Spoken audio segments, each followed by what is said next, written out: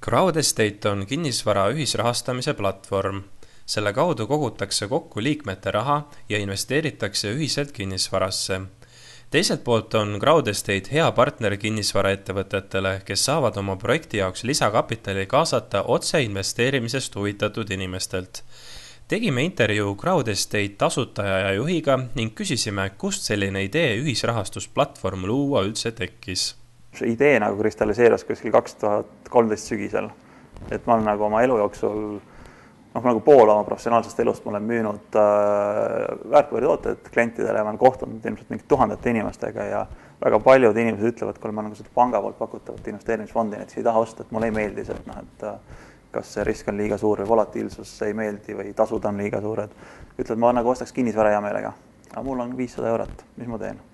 Ja ma arvan, et see mingil hetkel nagu kristalliseerus ära lihtsalt see mõte, et miks mitte kasutada seda tehnoloogiat, mis meil tänapäeval nagu olemas on ja koguda kokku tuhandete inimeste raha 100 euro kaupa ja teha sellega siis häid kinnisvaraprojekte. Hetkel on platvormil umbes 5000 kasutajat ja 10 projekti peale on investoritelt kokku kogutud 3 miljonit eurot.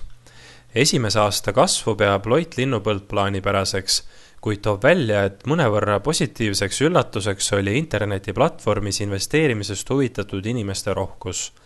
Negatiivse külje pealt toob Loit välja selle, et häid kinnisvaraprojekte on suhteliselt keeruline leida. Küsisimegi, kuidas platvorm endale sobilikke projekte valib? Me oleme hästi palju vaeva, et meil on oma selline nagu taustakontrolli või due diligence'i protsess, kus me siis käime projekte läbi ja täna me oleme tegutsenud peaaegu 1,5 aastat. Me oleme välja tulnud 12 projektiga. Me oleme selleks läbi närinud umbes 200. Ehk siis nagu mõnda nagu lähemalt vaadanud, mõnda nagu kaudsemalt vaadanud, aga moraal on nagu see, et terade eraldamine sõkaldest on ikkagi üsna nagu keeruline. Et väga palju, nagu huvi on väga suur ka nagu arendajate ja kinnisvara nagu omanike poolt, et teeme midagi koos. Kui sa hakkad neid nagu lähemalt vaatama, siis väga paljudel on küsimärgid juures. Investori jaoks on iga investeeringu juures esmane küsimus, kui palju on investeeringult võimalik teenida. Küsisime, mis tootlusi on Crowdestate platvormi investorid teeninud. Seda nüüd raske öelda, sest me oleme teinud ühe exiti ja ühe projekti me oleme algusest lõpuni läbi vedanud ja see läks märkimisväärselt paremini, kui oskasime arvata, et esiteks me tegime ise nagu hästi ja teiseks turg toetas ka, et sealt siis investorid teenisid 48% aasta baasil. Ma arvan, et see on nagu väga agressiivne ja seda ma isegi arvan, et ma nagu lähitulevikus ma ei ole kindel, et seda on võimalik korrata, et siin on nagu pigem nagu väga palju häid asju juhtus ühe korraga. Saan ma õigesti aru, et pigem on eesmärk selles, et teha mingi kinnisvara korda ja siis seda hoida, mitte siis teha korda ja see kohe siis maha müüa. Me oleme pigem teinud arendusprojekte täna, et mõnes mõttes, et see tundub, et see lühike ajahorisont, et ütleme, et kui me räägime mingist korterielama arendamisest, siis see on ka ikkagi Tallinnas nagu 2 aastat on üsna tavapärane või pigem täna võiks isegi 2,5 arvestada, et see on inimese jaoks nagu hoomatav. Et kui ma ütlen, et teeme 10 aastast üüri kinnisvara, siin ütleme, 10 aastat nii pikk aeg, et kas ma nagu olen selleks valmis. Et me mõtleme küll täna sinna ka likviidsuse tekitamisel, et teeme sellise järelturu moodi asja, et siis on ka seda 10 aastast investeeringut lihtne teha või nagu kerge südamega seda teha, et tead, et kui nagu tõesti hädasti on seda raha vaja kätte saada, siis ma saan ta piltlikult öeldes mõnele platvormi vaheldus mõnele oma kaasinvestorile ära müüa. Aga algne idee oli mul muidugi üldse see, et tehagi ilma panga laenuta üüri kinnisvara. Aga kahjuks ütleme, et täna nagu jõud ei käi veel peale, ja teine on see, et nagu seda pakkumist ei ole ka sellist, et mida nagu väga tahaks teha. Et see oleks nagu võib-olla alternatiiv nagu inimese hoiusele, kus seda üüri ongi võimalik iga kuu välja maksta. Ja samas siis see arusvara mitte ei jää hoiusega sarnaselt nagu ühele tasandile, aga ta väärtus siis aja jooksul nagu vähemalt inflatsioonitempoga ikka käib kaasas, et siis on sükst nagu nii kapitali kasvu kui ka jooksvat tulu. Ma arvan, see võiks inimesel nagu südamelähedane olla, kuhu raha võiks panna. Kes on täna peamiselt Crowdestate investoriteks ning mis summade kaupa nad tavaliselt investeerivad? Ma arvan, et üsna hea läbilõige täitsa Eesti elanikkonnast. Pigem ma arvan, et nad on pigem keskmisest nooremad tänu sellele, et ta on nagu tehnoloogiline platvorm ja vähem on selliseid võib-olla 45-50 pluss inimesi on proportsionaalselt vähem kui elanikkonnas, aga et noored on altimad, noortel muidugi vähem raha et meil on väga palju investorid, kes investeerivad 100 euro kaupa.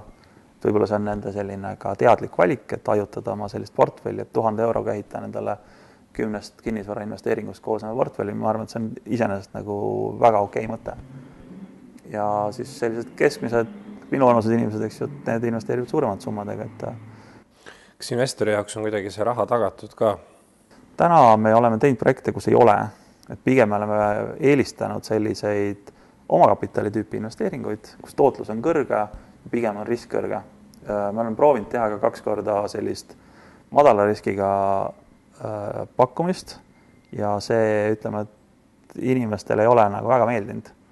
Et tundub, et need summad, mida inimesed investeerivad, kas siis 100, 200, 300, 500 euro kaupa, et see on selline raha, kus oodataksegi nagu, nagu ma ei taha öelda, et see on nagu kasiino või loterii, aga oodatakse nagu suurt võitu.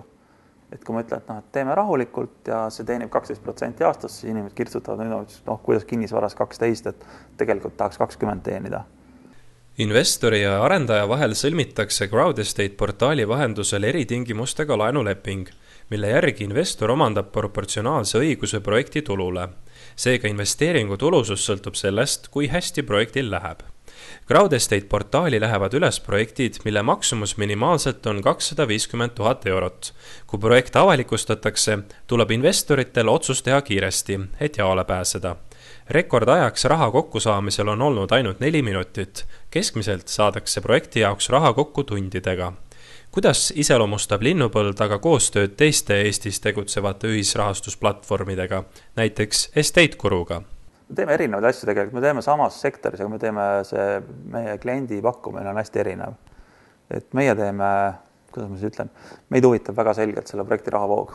Et meid ei huvita niivõrd palju tagatis, tagatisel mingil hetkel on nagu väärtus, aga meid huvitab väga selgelt see, kus see raha tagasi tuleb. Ehk me paneme hästi palju energiat äriplaani, finantsmudelisse, turu-uuringusse, taustauuringutesse olla veendunud, et see projekt, millega me välja läheme, et see on äriliselt mõistlik ja meie head konkurendid, nemad teevad pigem sellist nagu tagatise vastu hüpoteeklaenu, et väga ei huvita see, kus see raha tagasi tuleb, et halvemal juhul läheme müüme tagatise maha, mis on ka nagu täitsa okei pakkumine, aga need on mõnes mõttes nagu täitsa erinevatesse segmentidesse ja me suhtleme omal väga nagu tihedalt ja me oleme vahest isegi nagu rääkinud, võiks mõnda projekti koos teha, et nemad teevad projekti nii-öelda selle tagatud osa madalama tootlusega ja meie teeme projekti nii-öelda selle omakapitali osa ja kõrgema tootlusega. Nii et nagu see arendaja näiteks panka ei peakski minema, et ka selline lahendus on ühel heal hetkel täitsa võimalik. Kui levinud on ühisrahastusplatvormid maailmas? Kui me vaatame maailma tervikuna, siis maailmas ma arvan, 98-99% kinnisvara ühisrahastamist tehakse Ameerikas ja Inglismaal. Ülejäänud nagu Mandri-Euroopas on väga üksikud platvormid. Ma arvan, et Crowdestate on üks nagu Mandri-Euroopa esimesi, kes seda tegema hakkas. Nagu maailma mõttes me oleme ka võib-olla esimese 10 seas.